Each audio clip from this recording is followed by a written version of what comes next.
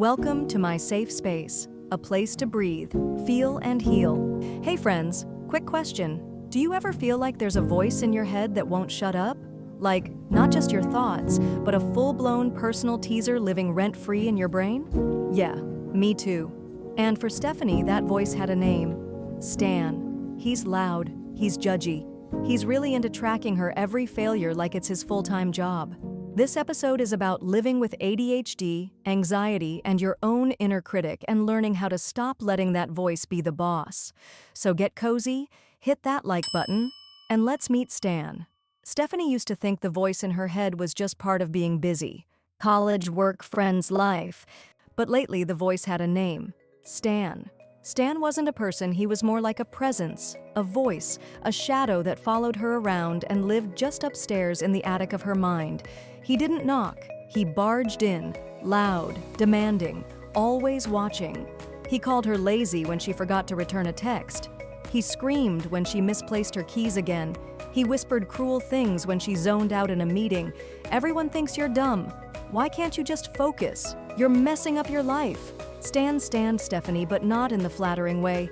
He tracked her every move like a overly obsessive fan gone rotten.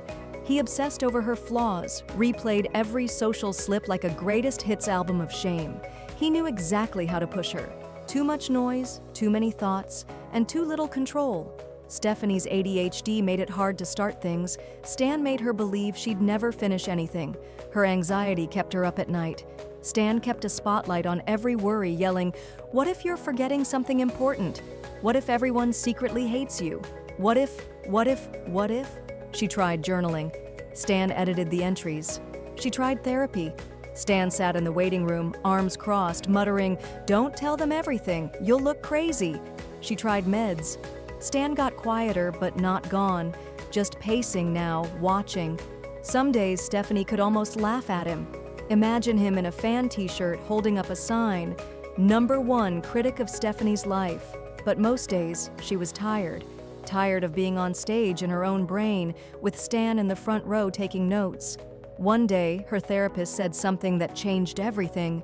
What if Stan's not your voice? What if he's just noise?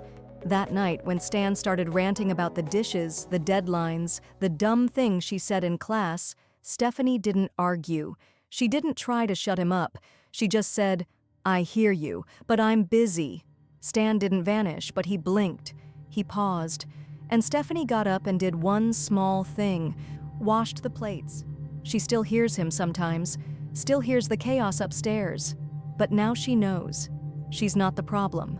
Stan is. It had been 3 months since Stephanie stopped listening to everything Stan said. She didn't silence him. She just stopped believing he was the truth. She treated him like spam email. One evening, Stephanie got home from school and found her apartment door slightly open. She stepped inside carefully. Everything looked normal until she turned toward her bookshelf. There he was, Stan, in the flesh, or whatever he was made of, wearing a hoodie made of sticky notes. His eyes were bulging with unread texts and unfinished tasks. His shirt said, "Team Stephanie disappointed since 2008. He looked tired. "You weren't supposed to see me," Stan grumbled. "You were just supposed to feel me." Stephanie blinked. "You live in my apartment now?" "I got evicted from the attic. Too many boundaries. You've been doing your little breathing exercises, setting timers. It's killing me." She crossed her arms. "So what now?" Stan sighed. "I don't know. I might move into your neighbor's head." She refreshes her inbox every 7 seconds.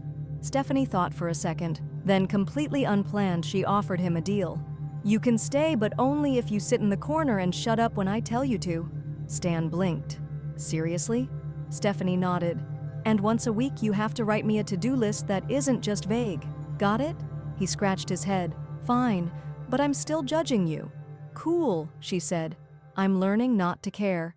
Here are 5 lessons and tips for tackling your inner Stan. 1. Name the voice to separate it from yourself. Giving a name or character to your anxiety, ADHD inner critic, like Stan, helps you realize that voice isn't you. This allows space between thought and identity. Try, "That's Stan talking," instead of, "I'm a mess." 2. Set boundaries, even with your own mind. You can't always turn off intrusive thoughts, but you can learn to say, "Not right now." Use techniques like thought diffusion from ACT therapy or scheduled worry time to contain Stan's rants. 3. Use systems, not willpower. ADHD thrives in chaos. Beat Stan at his own game by building routines, timers for focus, visual checklists for tasks.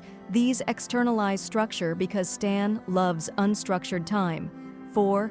Practice good enough. Stan demands perfection. Fight back by choosing done over perfect. Use mantras like progress, not perfection, or done is a gift to my future self. 5. Call in reinforcements. Therapy, medication, ADHD coaching, and peer support aren't signs of weakness. They're eviction notices to Stan. External accountability makes it harder for Stan to spiral you alone in your head. Stan might never disappear, but Stephanie learned the trick isn't getting rid of him. It's learning to live bigger than him. And you can too. Do you have a Stan upstairs?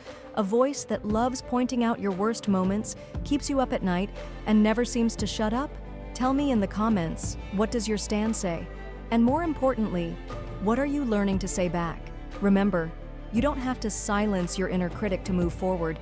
You just have to stop letting them run the show. Name it, reframe it, and live louder than the voice in your head.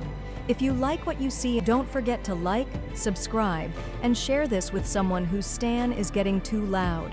Let's help each other build some boundaries and get things done, even just one small thing. Because trust me, Stan hates that. Until next time, be kind to yourself. You've got this. Thanks for watching.